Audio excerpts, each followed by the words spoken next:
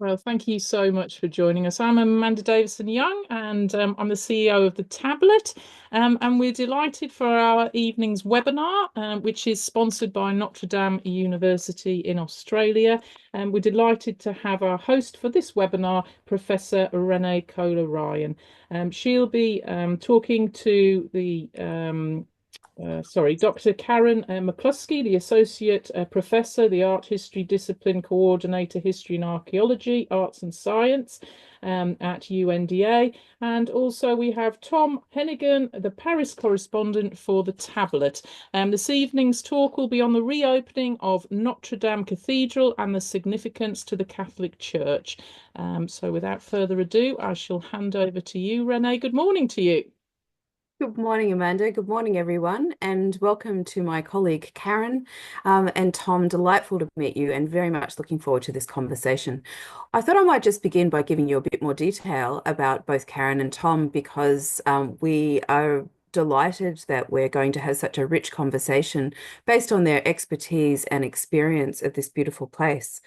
So if I begin with Tom, Tom Heneghan studied German and Russian in New York and Göttingen in West Germany and international relations in Boston. He joined Reuters news agency in 1977 and worked for 40 years as a correspondent and editor in London, Vienna, Geneva, Islamabad, Bangkok, Hong Kong, Bonn, and Paris. Topics ranged from East European communism, the United Nations, and Afghanistan, Pakistan, to Southeast Asia, German reunification, and the end of Yugoslavia. The last 14 years, he was global religion editor covering religions in Europe and the Mediterranean area, advising colleagues around the world, and editing the blog Faith World.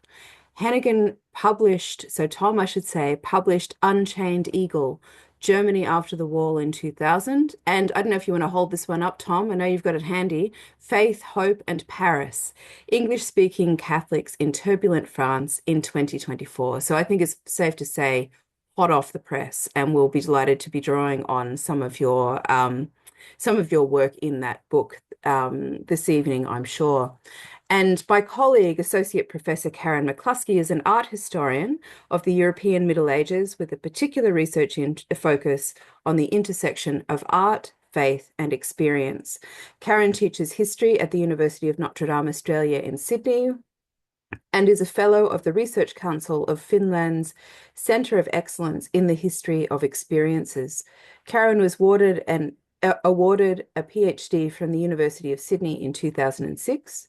She holds a master's degree in art history from Queen's University and a Bachelor of Fine Arts from McMaster University, both in Ontario, Canada. She is currently editing a volume called Art and Lived Religion with Professor Reza Toivo, which examines the possibilities of art history and lived religion as complementary methodologies. Her first monograph, New Saints in Late Medieval Venice, 1200 to 1500, a typological study, was published by Routledge in 2020, and a chapter on perceptions of impairment in the painted biographies of Fino of San Gimignano was recently included in the Routledge Companion to Art and Disability. So I read those bios more fully because I think you'll see as an audience just what richness we're drawing from here. And I'm hoping that we'll get into the art, the religious experience, but also the political backdrop in which the reopening of Notre-Dame Cathedral has happened. So as we all know, in 2019, the world watched in horror as we saw the magnificent structure of Notre-Dame Cathedral in Paris burn. And I think that many of us will remember in particular that horrible moment the when the spire broke through the roof and it became apparent that the damage inside was going to be extensive. Following that, there was a great deal of talk about how Notre Dame would be restored. Would it be restored back to what it was before? Would it instead be made a kind of monument or museum or something quite different? There were lots of debates about this, and it became very apparent not only on the night of the destruction of the cathedral, where I remember in particular, as a Catholic myself, watching so many people praying and singing, and really yearning for some kind of miracle to happen, that somehow Notre Dame would be returned to them after this terrible moment. Um, all of this was happening, this sort of religious commitment to the building, but also historically and monumentally, this church seems to be so much part of the French imagination, perhaps of the Catholic imagination, but in any case, it's a place that draws people to it. And I guess we're trying to tease out a bit tonight. Sorry, yes, it is tonight for you, this morning for me, why that is the case. So I'm hoping not to talk too much longer, but I just want to introduce a couple of ideas, and then I'm going to be asking some questions. It'll be a kind of guided discussion, I suppose, with Karen and Tom, and then we're hoping to get some intriguing questions from you all as well.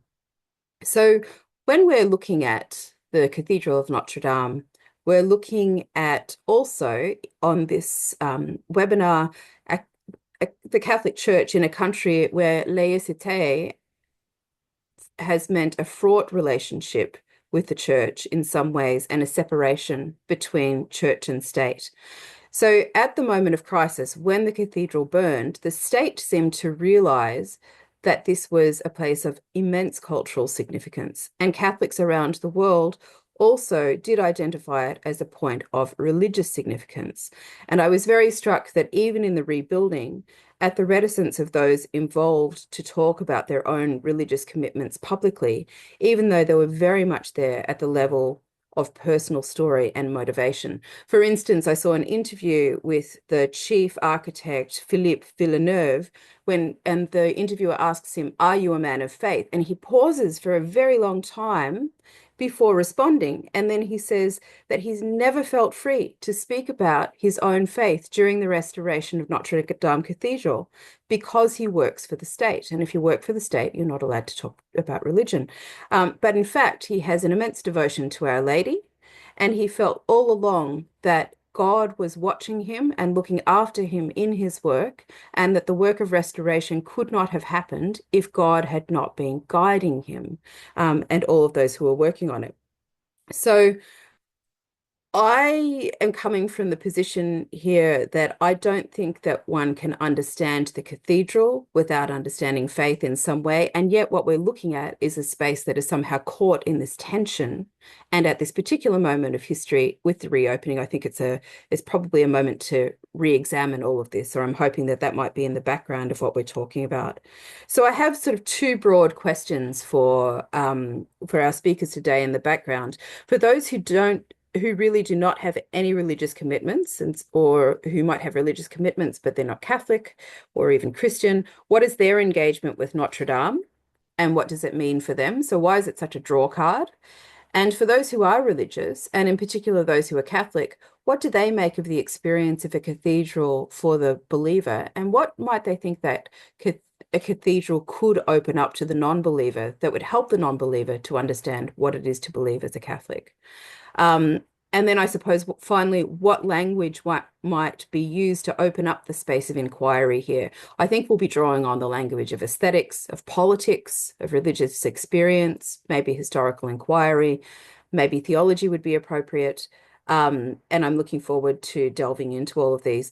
So I thought we might begin with experience, and a very recent experience, because Tom, you visited the cathedral, the reopened cathedral, very recently. And I'm wondering if you can kind of unpack that experience and almost walk us through the cathedral a little bit so that we have it in our imaginations as we proceed.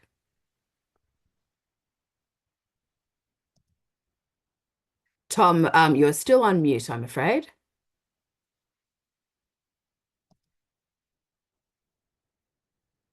No, still muted. Pippa, I'm not sure if I got it. we Here can we help. Oh, go. you got it. There we Okay, go. great. Thank you. Uh, First of all, the line outside was enormous. I've never seen flocks that big. And you go into the west, through the west facade, the main entrance, right in the middle. It used to be on the side. So you immediately see the whole cathedral, and it's just wonderful because the cleaning has cleared up the stone. They talked about the blondeur of the stone, the blondness of the stone, because that is, in fact, the color that you see. Whereas before it was even more grayish.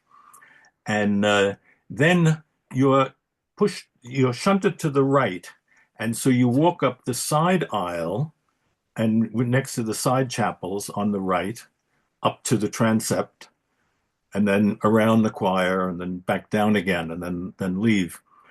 On the left-hand side, they've rearranged it so there's an explanation, so to speak, of the faith, starting with the Old Testament. So you see the first few side chapels have scenes from the Old Testament. And then once you get to the transept, then you've come to Jesus, because after that, in the choir, you have famous statues of the life of Jesus, etc. But what you've noticed is that instead of just walking past the side chapels, because they were dark before, and so that's what we used to do, they're much lighter now. And so now you can see, and you can admire the paintings, you can look at the different sculptures there or something like that. When you get to the transept, you'd already noticed the stained glass windows, which are brighter because they've been cleaned too. But the rose windows on the north and south ends of the transept are really something to see, because they're different, they're brighter. They were always impressive, but they're even more impressive now. And then when you go around around the choir, you see even more elaborate painting on the walls of the side chapels. And that's interesting because, again, it was almost lost before. You didn't see it that well. They must have changed the lighting, but of course I don't remember. It was 5 years ago how dark it was. What is supposed to be the main relic in the church, what's supposed to be the crown of thorns, I didn't like the new presentation at all, because it's just there's a big square frame around it, and it looks almost like something like a Mayan clock or a Buddhist bell or something. There's a round colored section inside, and then a tiny slit where you see the crown of thorns, and you don't really see very much. And I just thought it kind of clashed with the rest of it. But that's a small complaint compared to the rest of it, which I really liked. And it's what else is new? They have new chairs inside. They don't have pews. They have chairs bolted together. They're sort of unobtrusive. There's a new altar and things like that. That's so much.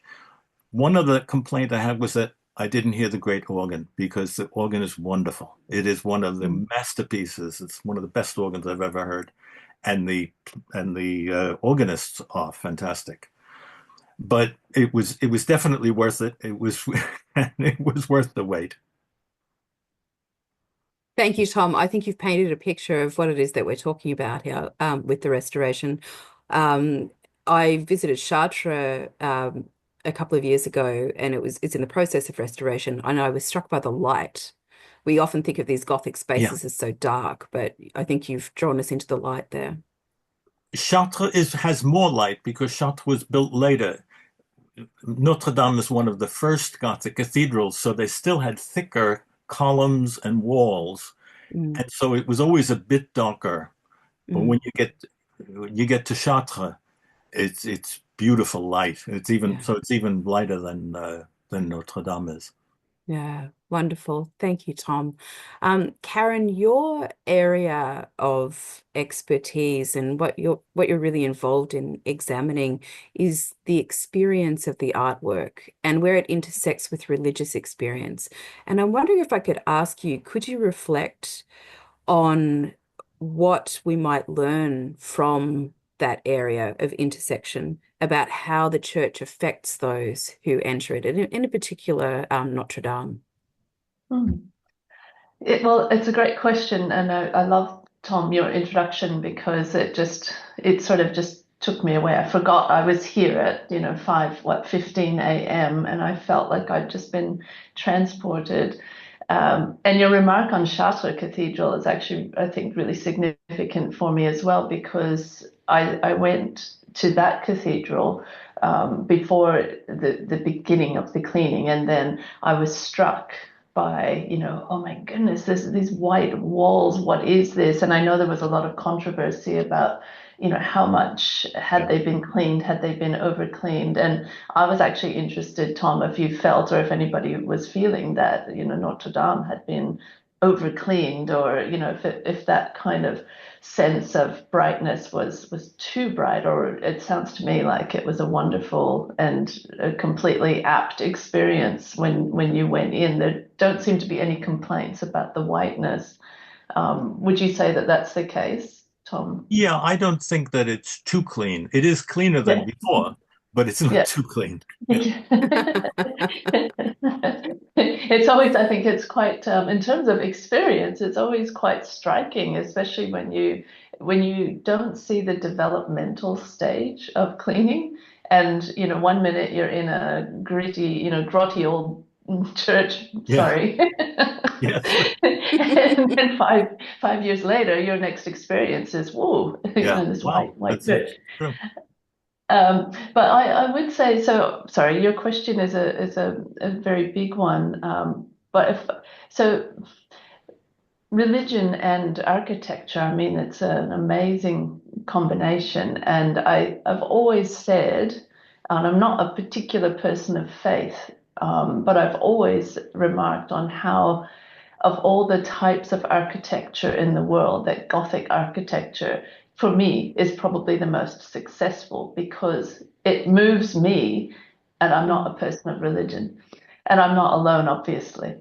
And I think that if architecture can do that, if it can actually be awesome in, the proper meaning of the word, to bring awe, which it does and continues to do, obviously, hence the long lines, then it is a remarkable thing. And certainly Notre Dame does that. If I can bring in a very personal anecdote, which I think for me really speaks, it's my sort of test on the Gothic cathedral effect, which is in 2019. It was January, so just before the cathedral burnt.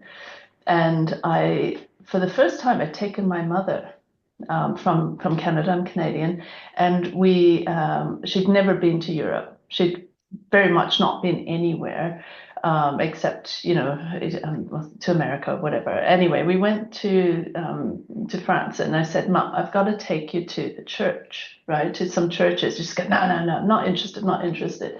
I'm like, no, Mom, you have to come to the church. Okay, if no other church, we need to go to Notre Dame. So she reluctantly is walking with me, doesn't even notice this big, massive Gothic building, right? We're almost in front of it, and she's like so like in her head. And all of a sudden, she just looks up. And I've never seen my mother look like this in my life. Her mouth just dropped open. We're right in front of the facade. And she is now speechless. And my daughter and I, we drag her in. And she's just like, I think she actually had an out-of-body experience. She was so taken by the physicality of the church. And that's what it's meant to do. Right? That's the first thing. It's about the power to awe and to take anybody, from the mundane to something more. Now, what that something more is in terms of experience depends on, of course, who you are. For my mother, it was just like, wow, I've never been in a space like this, which you can imagine the medieval people would have felt that immensely. Aside from layers of religion, which they would have had, which my mother didn't, they would have had that unique experience. And I think that's something we need to always remember about Gothic architecture is, we think away all the stuff we know, all the architecture we know in the modern day, the skyscrapers, or the Sydney Opera House, or whatever, and we think that all away and go, oh, this cathedral at that time was unique and amazing and would lift people. And then if you add the faith element to it, which of course most medieval people would have felt very strongly about, and that's just another lift, because what the Gothic cathedrals meant to do, of course, is not just affect somebody from an aesthetic point of view, but those aesthetic solutions are meant to drive a connection with God. And so to walk in and feel yourself both lifted in a sort of physical kind of sense, but also like in an ethereal kind of connection, a movement upwards, everything's upwards, what an extraordinary thing. So yeah, so in terms of, sorry, I don't actually know if I've just answered your question, Renée, but in terms of experience, I think there's, you can't say it's one experience. What is it meant to do? Yes, it's meant to lift and connect with the holy, and perhaps even mentally or spiritually bring an individual closer to God. Does it do that with everybody? Probably not. But what does it do? Each person would have their own story, their own experience, their own connection with the building. And that's why we see such an outpouring of first grief and then assistance when, something like this falls to tragedy. I think you've more than answered the question. That was an amazing answer, Okay. Karen. And I think you've taken us into the space of the building again, which is magnificent. I wonder if either of you could comment on, I mean, there are many amazing Gothic cathedrals. The Gothic enterprise is just a stupendous period of activity and imagination, and coming up with all sorts of architectural solutions to go as high as they could, as fast as they could, with as much glass as they could, and all of this. Why is the Cathedral of Notre-Dame in Paris one of the most visited, one of the most loved? Is it just because of Paris, or is there something else going on there? Is it because of, the Hunchback of Notre-Dame? How do we explain this phenomenon of the Cathedral of Notre-Dame? You've almost answered it right there. It's Victor Hugo. Okay. Yeah, because it is a beautiful cathedral, and Gothic cathedrals are really inspiring. And we've mentioned Chartres, but Chartres is outside of Paris. It's only an hour outside of Paris. But you have to get there. Notre Dame is in the middle of the city. It's right there. And so I went, and almost all the people inside the cathedral when I went were tourists. There were very few people in the pews there, and there was a mass going on. And it was just ignored by most people, and they took their selfies and everything, and they walked around and said ooh and ah. But you can do that normally fairly quickly, and now you have to wait on a long line. But I think that Notre Dame is the most visited monument in the most visited country in the world. So and I think the placing of it has something to do with it. Not that it's not an extraordinary building or anything, but being right there you go. It's only a walk. You can do that in the morning, in the Louvre in the afternoon. It's right, the magic of Paris. Yeah. Karen, do you have any thoughts on that one? Is there anything in particular about Notre Dame that we could point to as being a kind of, gone beyond Gothic? Is it ultra Gothic in style? No. No, it's just Gothic. No. I mean, it is magnificent, as most Gothic churches are, and accessibility for sure. It's it's one of those unfortunate tourist things that I think Tom's just mentioned. Is like, oh yeah, I'm going to do Notre Dame this morning, and then I'm going to do the Louvre after, and I hate that word. It really drives me nuts. But it's the truth of the matter, right? And timing, and just go, oh yeah, okay, I can nip in, and then I can be off to have wonderful lunch. But it is in a pretty fabulous spot too. So I do think, Oh, yeah, yeah. the location as well as accessibility. It is Paris. People go to Paris. It Were it somewhere else, as Tom was saying, if it were even an hour outside, well, even something like Saint-Denis, which I think is Yeah. obviously the most beautiful. Renee, I know you're That's the smiling. first. Yeah. Yeah. Because you've got a First very Catholic strong church. connection with Saint Denis, which is, just a bit north and not in the most, well visited area of Paris. But that's an extraordinary church, which has another completely different experience to it, given, of course, that it's part Romanesque, and you can see the additions of Gothic, and the birth of the Gothic was there. Um, but I reckon, I mean, that church has a really strong sense of something more. There's something very vibrant and exciting in Saint-Sernin, sorry, in Saint-Denis. Saint-Denis. But when you go to Notre-Dame, it's kind of like, oh yeah, they've solved all the problems. So this is fun and it's amazing and it's nice, but you don't see this sort of working mind behind it, which I love to see at a place like Saint-Denis. That doesn't mean that one should be more visited than the other, but it is kind of, I guess, if I were to say in terms of what I would hope is that this, reignition of excitement over something like Notre Dame would take people to a place like Saint-Denis more. Yeah. Well, there's also something about Notre Dame that I have to mention, and that's the French sense of grandeur, the French sense of grandeur. And they have one of the most beautiful cathedrals in one of the most beautiful cities, and they let you know it. There. And That's right. no, and so the Reconstruction, when it became first a political thing, the president was there, very good, because he in a hierarchical society like France, the president makes all the important decisions, including whether people should go up to the North Tower when it was threatened with falling in and destroying everything. The question went up to the president, who was right there, and the firemen who went in didn't know whether they were going to get out alive, but they did it. And that's another one of these very stirring stories about the saving of the cathedral. But it has seen so much. It has been around for so many centuries, seen all the different things.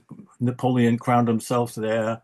De Gaulle went when he arrived in Paris in 1944 for the liberation. He went there. Even though the kings and queens are buried in Saint-Denis, very, very few people think of that, but it's right there in the middle of town. It has an incredible history. So that's what brings a lot of people there, even if they're not spiritual. You can't be unaffected by the architecture, but even just your normal tourist who's going in there just to see it and then go to the Louvre in the afternoon, they're doing that because it's also a secular monument, and in a way you can't to take them away from it. I go to church not far away, but I rarely go to Notre Dame for religious purposes. I've been there for mass and all, but you experience faith in your parish. You don't experience faith in a big place like that. The only place I would compare it to that's similar is St. Peter's itself in Rome. It's gigantic. It's full of tourists. You go in, you look, but that's not what attracts you that much to that church or that monument. But it's the combination of things that actually makes it into what it is. Yeah. And so you sort of anticipated one of the questions I wanted to ask both of you is whether there is anything else comparable to Notre Dame of Paris. So I think you've pointed to St. Peter's Basilica. Would there be any other place, a cathedral that really stands out?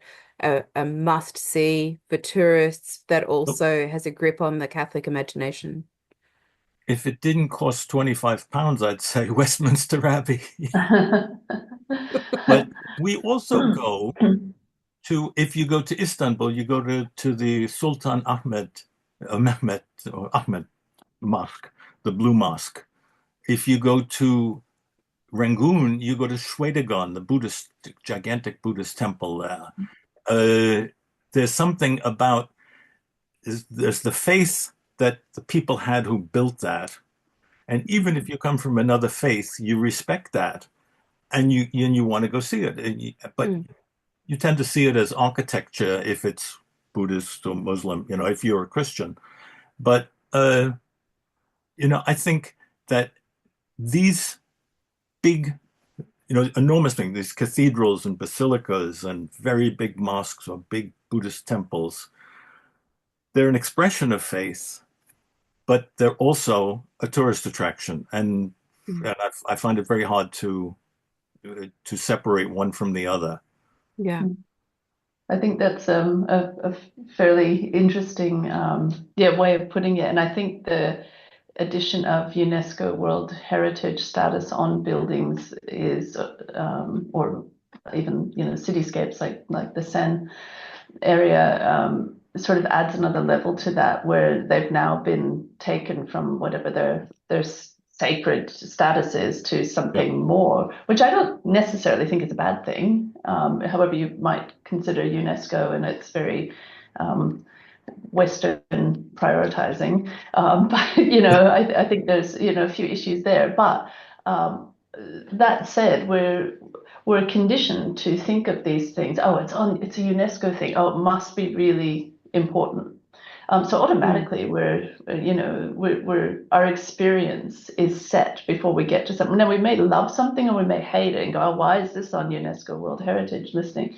But the point is, we're taken to a space knowing it's a UNESCO World Heritage site with the idea that this is important, right? So something like I've just recently with students been in Cambodia, so going to Angkor Wat, which is fantastic, an amazing architectural space. And if you talk about comparable, I think it even is more amazing in some ways than Notre-Dame.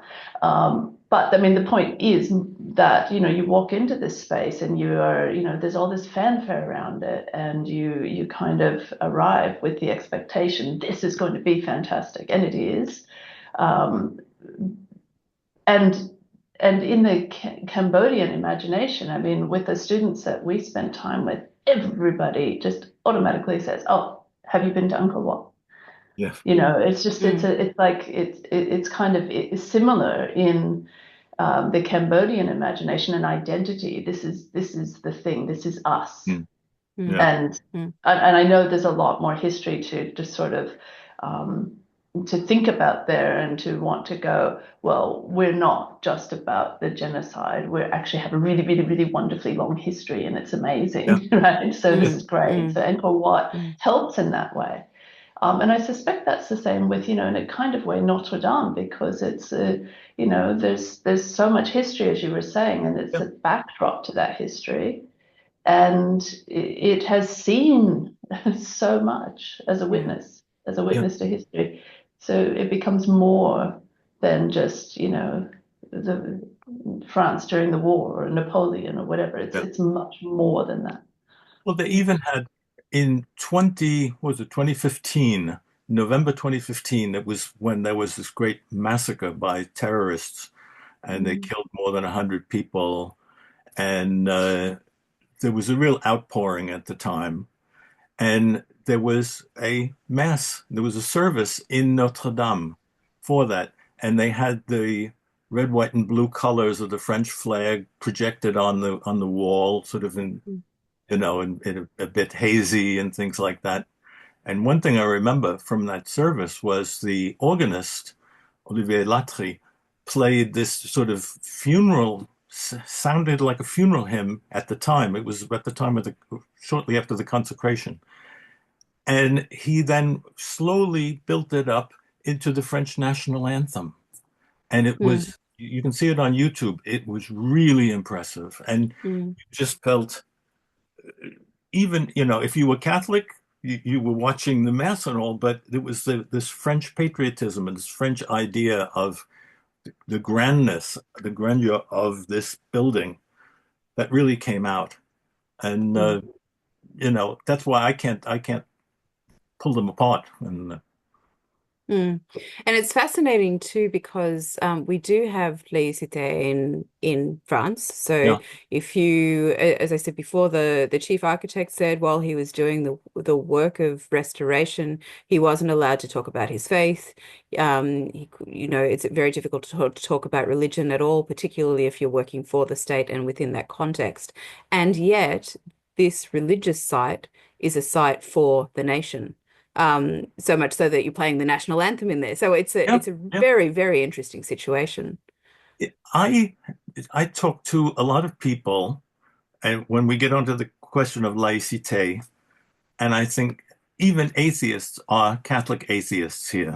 They come from a Catholic culture. I Yeah. mean, usually about two-thirds of the people will normally tell a pollster, I'm culturally Catholic. Less than 5% of people go to Mass, but two-thirds will say, well, I'm culturally Catholic. And you notice it in the way they argue. I mean, I've been in a number of countries and I've seen different mentalities. And the French mentality is very Catholic, but they also have in their political history the separation of church and state. And so it leads to this very strange situation that you get, like with Philippe Villeneuve, that he said, I think I really feel funny about talking about my faith, even though he was inspired. The same thing with General Jocelyn, who was the head of the whole thing until he unfortunately had an accident and died, a hiking accident. He was inspired by his faith, but he never talked about it. And only you would see it in Catholic publications in French. He would talk about it, but he was there as a general, retired general, but he was appointed by the president. You don't talk about it. Yeah.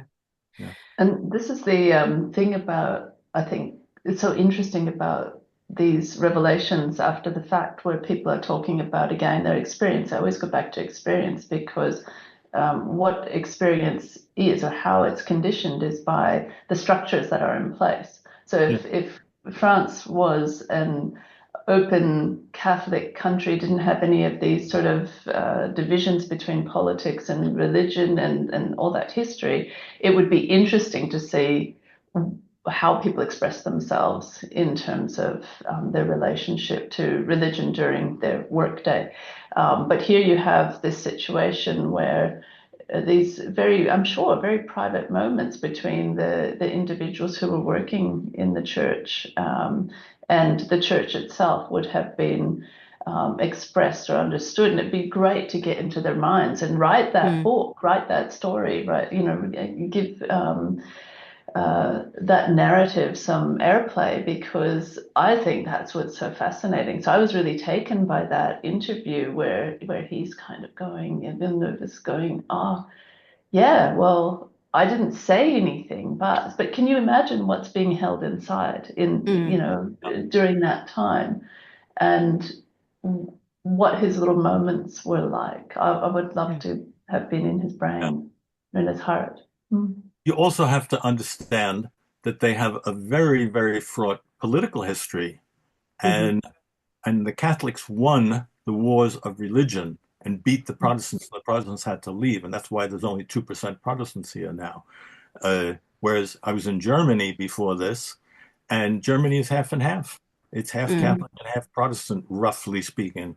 Of course, the numbers have gone down, but in proportion, they're still half and half. So they talk about religion much more openly than the French do. Also, the Catholic Church was the loyal supporter of the monarchy, and they overthrew the monarchy, and they're very proud of 1789 and the revolution and things like that. And that led to the reaction. It took a 100 years for the reaction to come, but when the reaction came with the separation of church and state, it was fierce. Yeah. So, Yeah. And I think it's hard for us to imagine just how fierce it is in other parts of the world, perhaps as well. I remember hearing a, a French woman at an academic conference speak very fiercely about this and saying that she didn't actually think that it worked. She didn't think that it made sense. And she was saying that it's very difficult as a tour guide to some of these religious sites if you're working for the state to try to explain them. And she said, if I was trying to explain a railway station to someone without ever talking about what a train is, that would be an issue. But here she was caught in this situation of trying to explain what a cathedral is without talking about God and without talking about the church. So it was this sort of fraught relationship that I think is being dealt with in many ways. What struck me, and there's a question here also from Amanda about this, is in relation to this, is the huge economic effort that's been put into the restoration by the state, but also by lots and lots of donors.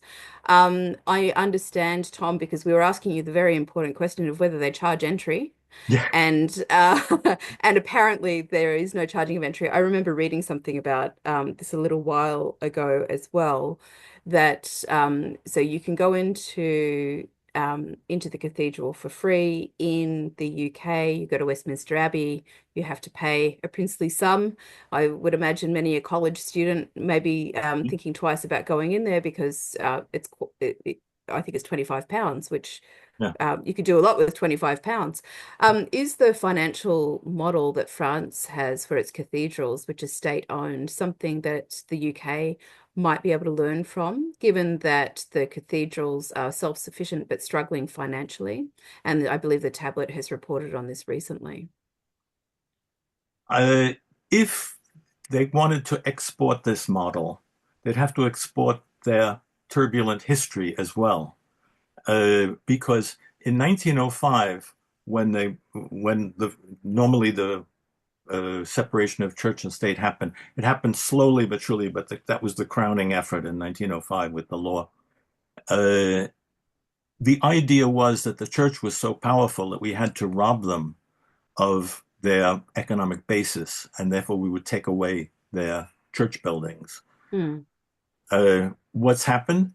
By now, if you talk to a French bishop, they say they're very happy to have laïcité because the state has to provide for the upkeep of the buildings. In 1905, the anti-clericals who brought in this law saw it the other way around.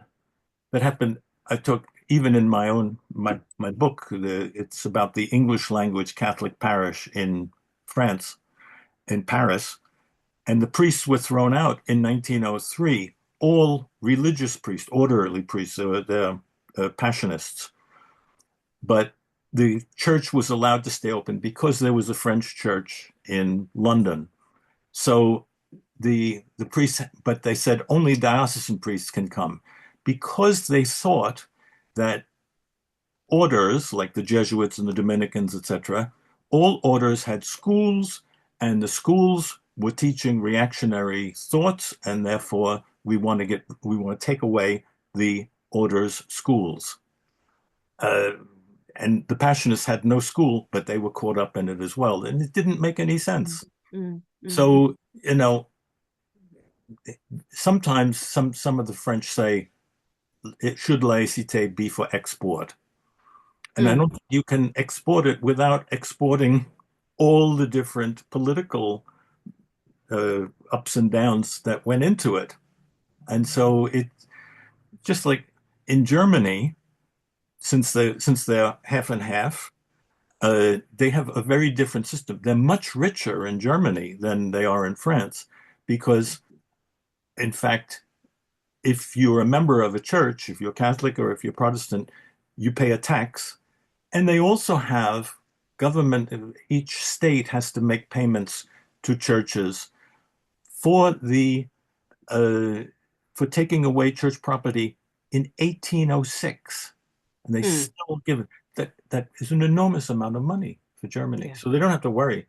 In France, there are some very, very poor churches, and a mayor can say, for example, "Oh, I don't have any money this year in my budget to fix your roof, so we're going to have to put it off for next year." And sometimes they can go to ruin like that, or they don't have money for anti thievery, and a lot of things like paintings or statues are stolen. So it's not an ideal situation. Yeah. I think that was part of the reason for thinking about adding the €5 cost, wasn't it, to Notre Dame, not actually to feed into Notre Dame, but to assist a lot of the Yeah. other churches that are That's right. sort of flailing in the Yeah. midst of it all. Yeah. But the idea that church is free is very solid in the French church, so they don't do it. Yeah.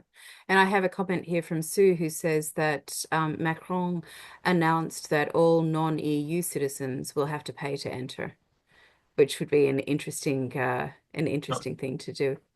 Well, It honestly, I wasn't think Macron, it was the culture minister who suggested Mm. it, and it was Okay. immediately shut down. Yeah. to be honest, I think that French people should have access to it free. This is my own personal opinion, not necessarily those of the establishment, but like anywhere which, these countries that are quite rightly introducing tourist tax, why not? Why not have people who are coming just to do their selfies and to, do a monument? Why not have those people pay and the rest of everybody else who lives there just have free access? Yeah, I'm not against the tourist tax, although I don't like to pay it myself. But but all these things can be discussed. But Yeah. the church will always say, no, we don't want to have any admission. It has to be free. So there we go. Yeah. Yeah. I want to turn now to any questions that might be coming from the group. But while people are thinking about that and popping a question into the chat, you can see that it's a magnificent opportunity here to draw on the wisdom of Karen and Tom in this area. I have a comment from Olive who says that she recalls that there was an heiress of the White Star Line in the early 20th century who paid for building a Catholic church in a very poor area of Liverpool. She had marble imported from Italy and no expense was spared because she said, quote, she wanted to give the people a glimpse of heaven. And it reminds me of a story a friend told me, a friend of mine who lives in Rome, who used to meet the same beggar outside of Santa Maria in Trastevere for day after day after day. And he said to him one day, why are you always here? And he said, when I walk in this church, it's free and it's the most beautiful thing I see all day, and it keeps me going for the rest of the day. So I think sometimes we forget the way that these spaces can lift us. And the way that they actually enrich an entire culture in and regardless of social class as well. So this whole idea of paying to go into a church, I think sometimes it's exclusive without wanting to be, and that sort of largesse and grandeur of saying, everyone is welcome, could be a danger to really showing that the church should be open and universal and for everyone. So I think there might be that to think about as well. Are there any other questions or comments from the group?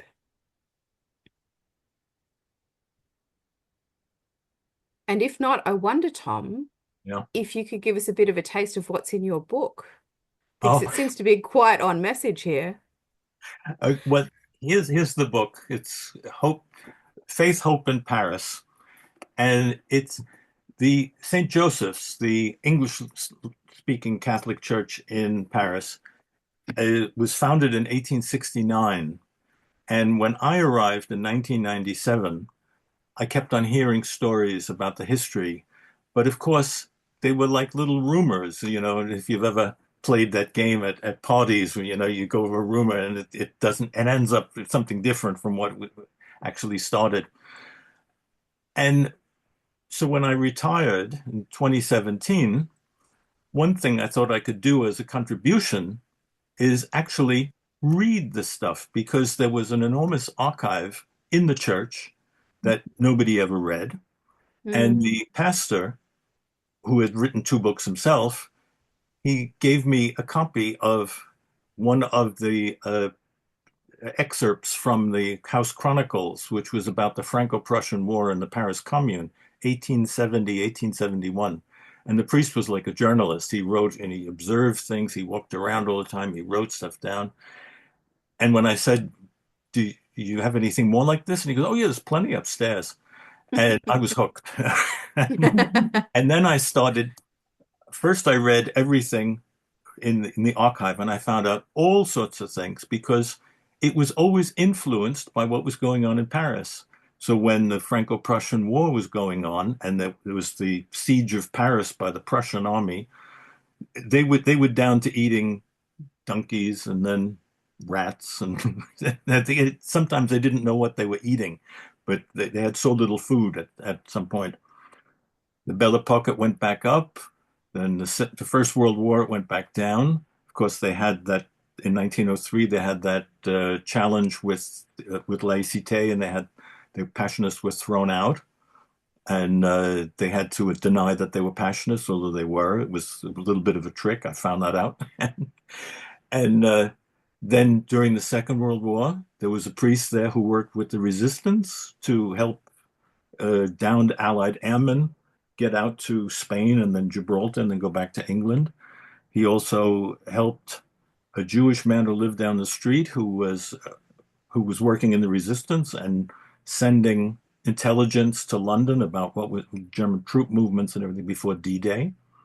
And then afterward, from the 1980s on, globalization came, and we have up to over 40 nationalities. Probably it's completely mixed. Whereas before it was mostly mother tongue English speaking people who came. But the priests, it's always been Passionists, and a lot of Irish Passionists, and especially now, it's based in Ireland. It's depends on the Dublin headquarters for the English and Irish province. But it was just so interesting.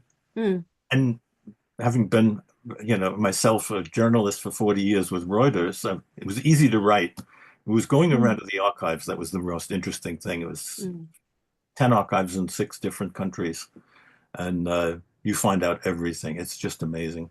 And the pastor now said, "This is an amazing book. I thought this was just a normal parish when I came here." Now I find out it has this amazing history. Here we go. That's wonderful. Thanks, Tom. I know that I'll be looking for it. And Karen, you're just about to No, go ahead. let me put in a plug. It's Yeah, on plug Amazon. again. It's on Okay. Amazon. So just look on Amazon and you get it. Excellent. Karen, I don't know if you want to give us a glimpse into what it is. You have a manuscript due in a couple of days, into what it is that you're writing right now and how that might intersect with some of the themes of what we're looking at tonight. Oh, yeah, fully intersects with what we're talking about today, particularly, that the idea of experience. So the book that I'm writing it's an edited collection, so it's about bringing different scholars together to work, who work on art history or lived religion, and bringing them together to create a kind of methodology that helps us to understand how art and experience go together. So it's very much Middle Ages, early modern, so fits very well with Notre-Dame.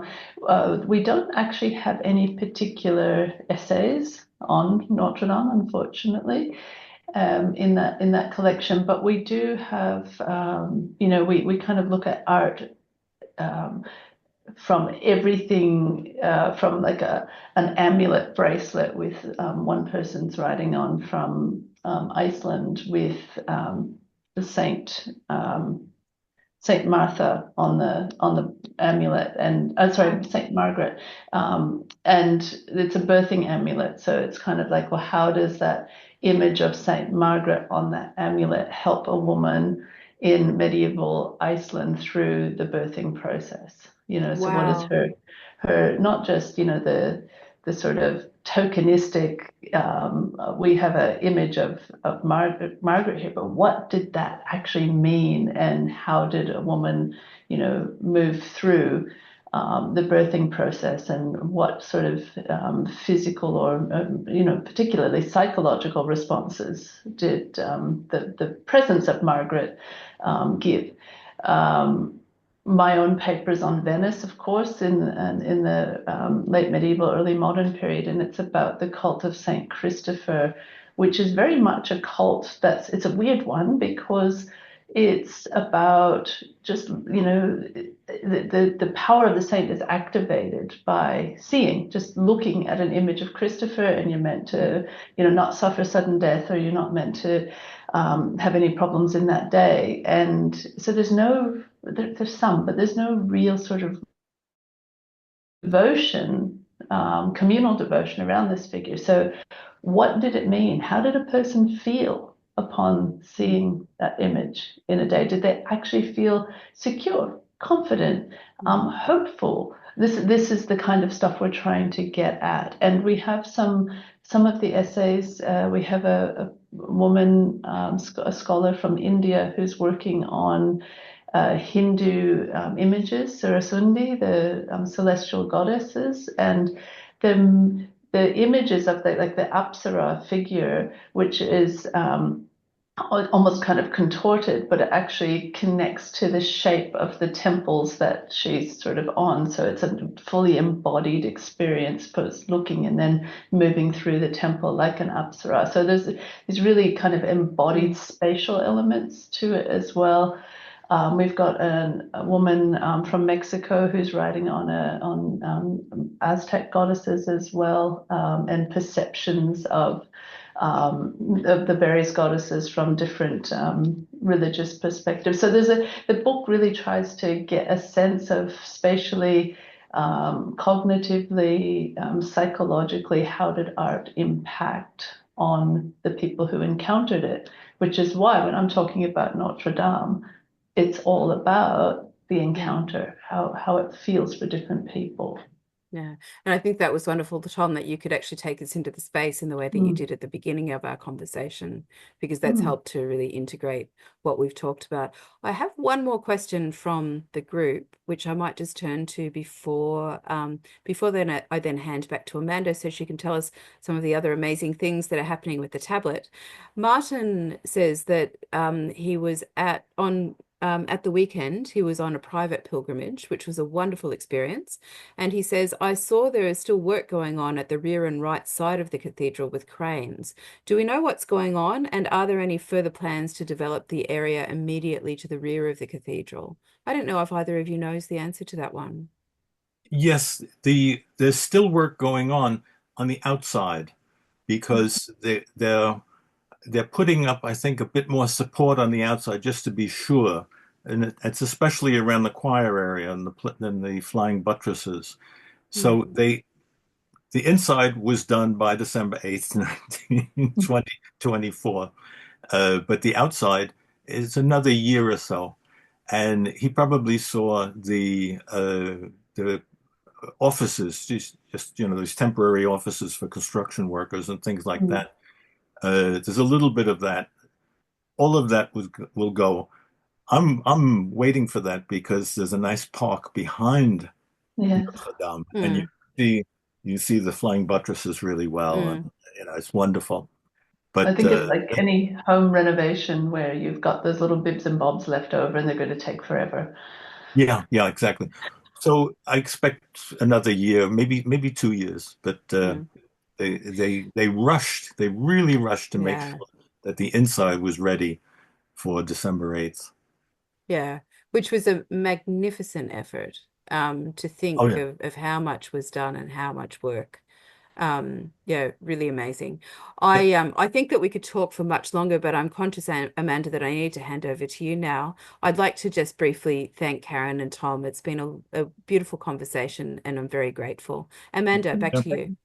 Thank you so much. And yeah, thank you so much for getting up at 5 o'clock, two of you, Karen and Renee. It was really good of you. And for all the insights that you had on the Notre-Dame Cathedral. If anybody would like to see the recording of this particular talk, then please do let me know and we can send that through to you. Just to let you know that our talks, or most of our talks, are actually uploaded onto YouTube. And we did a talk last week, which was also sponsored by Notre Dame University Australia, on how to receive the synod's conclusion in our parishes and dioceses. These are now, this webinar, along with this evening's webinar, will both be loaded onto YouTube. So the recordings are there, but you can watch it on YouTube in your own front room. So why not? So that's on the Tablet YouTube channel. Up and coming, we do have the February winter webinars, which we'll be launching next week. So if you're interested in a series of webinars, then please do have a look out for more details on that. Also coming up, we have our pilgrimages to Rome. We noticed that most of the hotel rooms are now taken up in Rome because it is Jubilee year, but we have two really good pilgrimages. One is in May, so 12th to the 17th of May, and that's Jubilee year in Rome and the Vatican City, and I believe there are about 5 more places left on that. But we do have the Roman Assisi with a papal audience on the 6th to the 14th of October. So if you're interested in either of those pilgrimages and you do want to go to Rome this year, then please do have a look in the tablet, or you can also call McCabe Travel, who's our partner for that. If you're not a subscriber to the Pastoral Review or the tablet, you can go to www.thetablet.co.uk and sign up for either of those. And please note that we do have this wonderful new website, all singing, all dancing, all easy to use, and you can get a quarterly online subscription for only £21.50. So please do have a look at the tablet's new website. So just leaves me to say thank you once again to our speakers. I don't know if you're going to go back to sleep now or just carry on with the day, but whatever you're doing and whatever our guests are doing this evening, I hope you have a wonderful evening, and we look forward to seeing you on our next tablet webinar. On behalf of myself and the rest of the tablet team, I'd like to wish you a very good evening. Good night. Thank you. Thank you.